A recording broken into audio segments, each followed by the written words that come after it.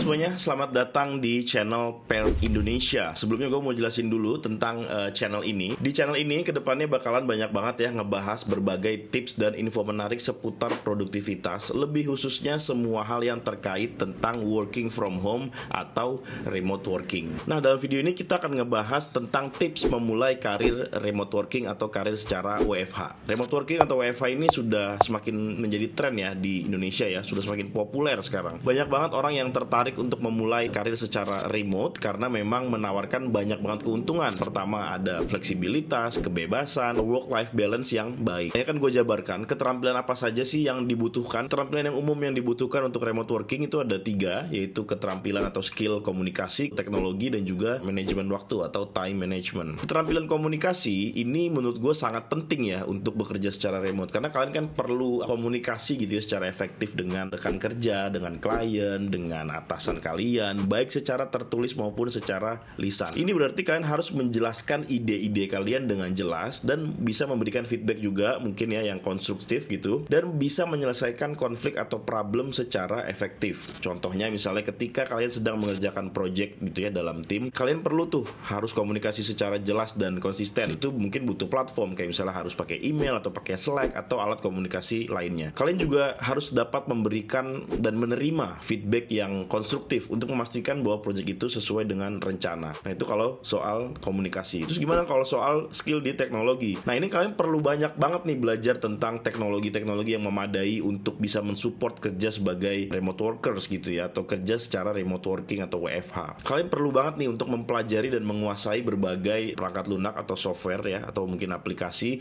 yang tujuannya untuk menunjang pekerjaan kita secara remote itu ya. Biasanya sih ini termasuk alat komunikasi kayak misalnya let's say Zoom atau Google Meet, atau juga bisa pakai Slack, dan alat manajemen project misalnya kayak Asana, Trello, dan juga mungkin alat kolaborasi seperti Google Docs atau Microsoft Office. Nah, itu untuk skill teknologi yang umum. Terus bagaimana tentang kemampuan atau skill teknologi yang khusus gitu ya? Gue ambil contoh misalnya gini, kalian adalah seorang let's say graphic designer gitu ya. Nah, itu kan berarti kalian harus pakai Adobe Photoshop, Adobe Illustrator, itu kan harus kuasai dulu. Atau misalnya kalian bekerja sebagai penulis gitu ya, itu kan kalian butuh dong untuk kayak menguasai gitu ya Google Docs atau Microsoft Word, itu harus bener-bener dikuasai gitu ya. Jadi kalau tentang skill untuk menguasai teknologi yang lebih khusus, kalau tadi kan yang sebelumnya umum ya, nah, kalau khusus ini sesuai dengan bidang kalian. Kalau misalnya kalian video editor, berarti kalian harus bener-bener matang dalam menggunakan let's say software editor kayak Adobe Premiere Pro atau Final Cut Pro gitu ya, atau apapun lah aplikasinya. Kalian harus bener-bener bisa membuktikan dan menjalankan aplikasi tersebut dengan baik. Nah, untuk skill selanjutnya adalah tentang skill time management atau skill manajemen waktu ya. Kemampuan untuk memanage waktu itu sangat penting untuk remote working ya, karena kan kita bekerja secara remote gitu ya dan di rumah. Jadi kita harus banget tuh bisa memprioritaskan tugas-tugas kita apa, menghindari berbagai distraction gitu ya, dan juga tetap bisa harus fokus gitu ya, tetap harus fokus ke pekerjaan yang sedang dijalani. Jangan sampai gitu ya, misalnya gue kasih contoh, jangan sampai misalnya let's say kalian kerjanya dari rumah gitu ya, terus ada banyak hal yang bisa ngeganggu konsentrasi kalian gitu, kayak misalnya let's say seperti ada panggilan dari orang tua atau ada keluarga, ada let's say ada hewan peliharaan di rumah, atau mungkin bahkan ke distract sama sosial media gitu. Jadi ini penting untuk memiliki satu rutinitas kerja tertentu yang teratur gitu ya, dan untuk menetapkan juga batasan untuk diri sendiri agar kalian dapat tetap fokus dan juga tetap produktif gitu ya. Nah, tadi kan gue udah kasih tahu tuh skill apa aja yang dibutuhkan gitu ya. Sekarang gue mau lebih ke arah bagaimana sih sebenarnya cari kerjaan remote itu ya. Kalian sebenarnya bisa banget untuk cari pekerjaan WFH itu di web lowongan kerja, dan ini memang sekarang sudah lumayan banyak pilihan aja. Kalian tinggal filter aja, tinggal di sort aja, itu banyak banget situs web lowongan kerja yang menawarkan pekerjaan remote. Beberapa situs web lowongan kerja yang populer di Indonesia gitu ya, mungkin kayak ada Indeed, ada Jobstreet, ada LinkedIn juga. Nih harus dimaksimalin banget ya LinkedIn ya, disesuaikan aja dengan skill dan pengalaman kalian. Kemudian cara selanjutnya adalah dengan menggunakan agent recruitment atau headhunter lah bahasanya, atau satu perusahaan yang memang dia berfokus untuk mencari kandidat untuk di-matchkan gitu ya dengan kebutuhan-kebutuhan perusahaan di luar negeri. Kelebihannya apa? Jadi kelebihan itu mereka memiliki jaringan perusahaan yang memang sudah memiliki keperluan untuk mencari talenta-talenta di luar negeri gitu ya, terutama di Indonesia. Nah, salah satu tempat yang menurut gue lumayan pas untuk kalian bisa apply pekerjaan remote adalah dengan menggunakan Paired Indonesia. Jadi Paired Indonesia ini punya akun LinkedIn. Nanti kalian cek aja linknya di kolom deskripsi. Nanti di LinkedIn itu kita ada job portalnya. Itu banyak sekali pilihan-pilihan pekerjaan remote working di berbagai bidang.